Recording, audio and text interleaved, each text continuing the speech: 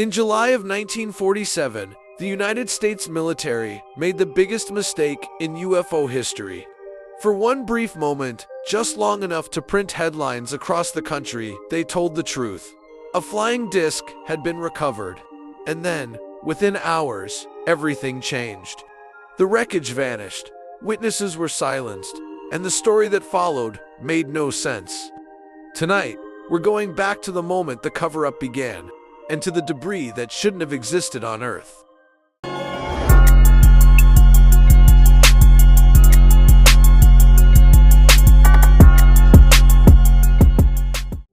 In early July 1947, during a nationwide wave of UFO sightings, something unusual crashed on a ranch north of Roswell, New Mexico.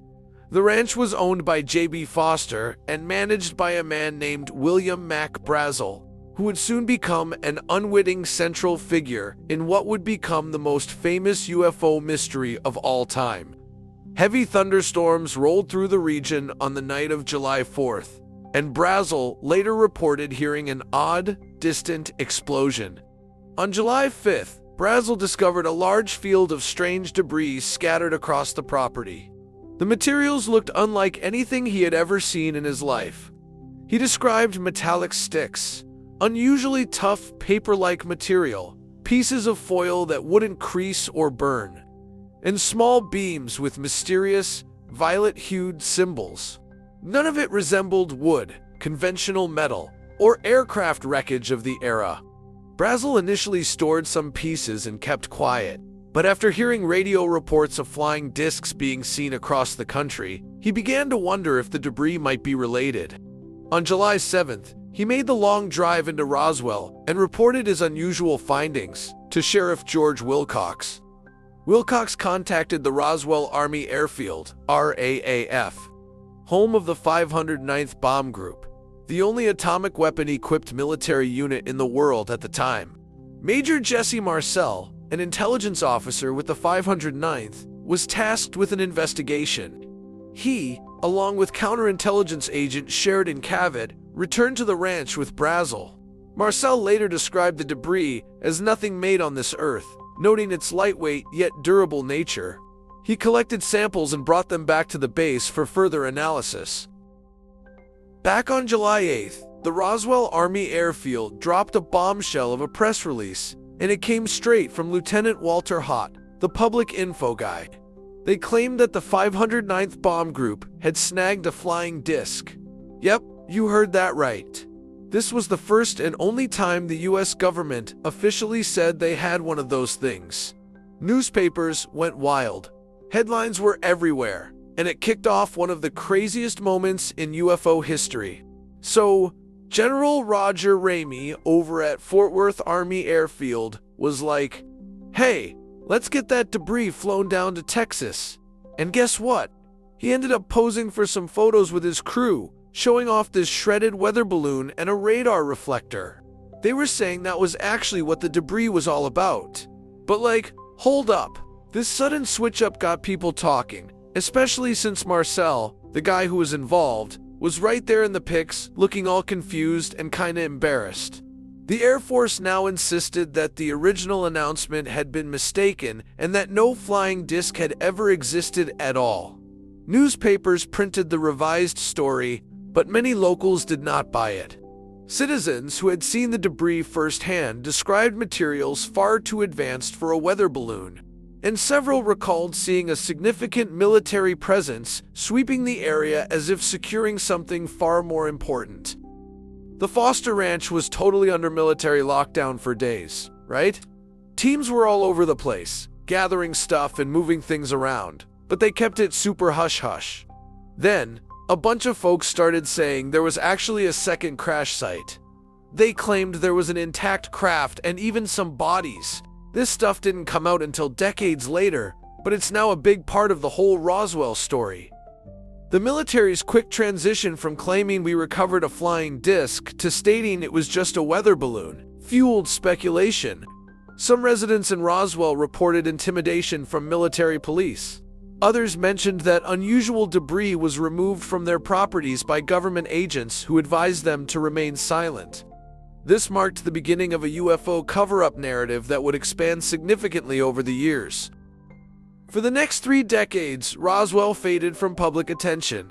It wasn't until the late 1970s that researcher Stanton T. Friedman interviewed Jesse Marcel, who broke his silence and stated plainly that the debris shown in the Rami photos was not the debris he had recovered. This single interview reignited interest in Roswell and launched it into the center of modern UFO mythology. A bunch of witnesses started speaking up. Some of them talked about these weird metallic pieces that could totally bounce back to their original shape after getting crushed. Crazy, right? Others said they saw the military moving something super big and heavily guarded to the Roswell Base Hospital and then later to Wright-Patterson Air Force Base in Ohio. So, yeah, it looks like there was a whole lot of similar stories popping up. It's like a pattern started to form. In the early 1990s, under renewed public pressure, the U.S. Air Force released the first of 2 major reports attempting to explain the Roswell event. The 1994 report admitted that the weather balloon explanation had been misleading. The debris actually came from Project Mogul, a top-secret Cold War program using high-altitude balloons to detect Soviet nuclear tests. However, the Mogul balloons known to exist did not fully match descriptions given by first-hand witnesses. Many skeptics of the official explanation pointed out that Mogul materials were conventional and recognizable. Nothing like the shape-retaining foil, lightweight beams, or unusual symbols repeatedly described by civilians and military personnel alike. So, back in 1997, the Air Force dropped another report, right? They were saying that those supposed alien bodies were actually just crash dummies from high-altitude tests. But here's the kicker. Those tests happened years after 1947. Like, come on. People were all over this, saying it just didn't add up. It felt like the government was just trying to throw any story out there to avoid admitting aliens were a thing. Crazy, huh? The behavior of the US military is particularly noteworthy.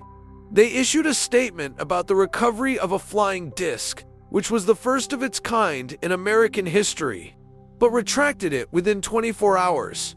They confiscated debris, sealed off the ranch, transported materials to several bases, and classified records for decades. These actions suggest that the incident was not related to a weather balloon. Alright guys, let's talk about Jesse Marcel for a sec. This dude's got some serious credibility. I mean, he was an intelligence officer who handled the nation's nuclear weapons program. Not exactly someone who'd mix up balloon debris, right? His story is super consistent, all the way up until he passed away. And that makes it one of the strongest pieces of evidence for the whole extraterrestrial thing in the Roswell saga. Pretty wild, huh? Over time, Roswell became more than a crash site. It became a symbol of secrecy, government control, and the possibility that humanity is not alone.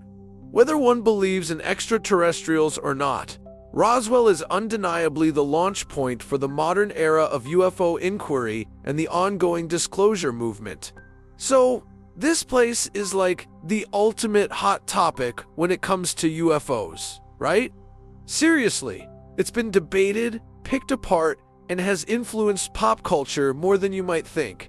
Every time someone tries to brush it off or explain it, it just raises even more questions. Like, the inconsistencies just keep piling up, and there's this whole lineup of people who say they saw something crazy go down in the New Mexico desert. So, yeah, it's definitely more than just a simple story. In the disclosure community, Roswell is viewed as the moment the cover-up began. Researchers argue that the government accidentally told the truth first, admitting they had recovered a flying disc, and then immediately realized the implications. The abrupt retraction is often considered the first major piece of evidence that the US military encountered something it could not explain and felt the need to suppress. Over the decades, Roswell became a rallying point for whistleblowers, former military personnel, and researchers pushing for transparency. Many see it as proof that multiple crash retrievals may have occurred elsewhere, and that Roswell was the first time such a recovery became visible to the public.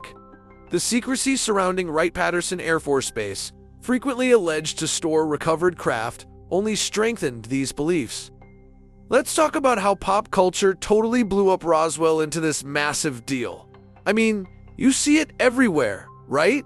Movies, TV shows, books, docs, video games, and even music are always dropping references to it. It totally shaped stuff like The X-Files, Independence Day, and even the whole modern alien vibe we see now. The whole idea of a UFO crash and bodies being recovered. Roswell hosts an annual UFO festival that draws tens of thousands of visitors. The town has installed alien-themed streetlights, and in 2011, a piece of supposed memory metal from the crash sold for over $1 million. Even astronauts and generals have suggested that something unusual occurred. Whether based in fact or folklore, Roswell stands as a central figure in global UFO culture, symbolizing mystery, possibility, and the belief in a larger cosmic community. In the end, the Roswell incident is far more than a case file or a historical footnote. It is the moment humanity brushed up against a mystery bigger than any government, bigger than any secrecy, and bigger than our understanding of what is possible.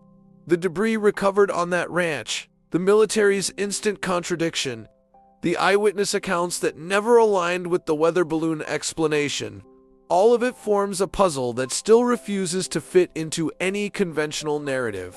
When you gather the testimonies, the behavior of the authorities, and the technology described by those who touched it with their own hands, the simplest explanation is also the most extraordinary. Something not made on Earth crashed near Roswell in 1947, and maybe that is why this story continues to live in our collective imagination. Roswell opens a door, not just to the possibility that we are not alone, but that contact may have already happened, quietly, behind the scenes, leaving behind whispers, fragments, and questions that demand to be answered. As you reflect on this story, allow yourself to imagine what really fell from the sky that July night, and what secrets might still be waiting in the desert. If even just a tiny bit of those Roswell stories are real, then we might actually be living in a way bigger cosmic neighborhood than we thought. There could be others out there keeping an eye on us, dropping by for visits, and just hanging out until we're ready to get the whole picture. How wild is that? Once again, thank you for tuning in to They Are Watching Us. You guys have yourselves a good rest of your day. Love you all. See you real soon. Hey guys, thanks for tuning in. If you're as into UFOs and all that cool disclosure stuff as I am, do me a solid and hit that subscribe button. Give this video a thumbs up and drop a comment below. It really helps me keep the good content coming your way on this super fascinating topic. Seriously, I appreciate it so much. Catch you later.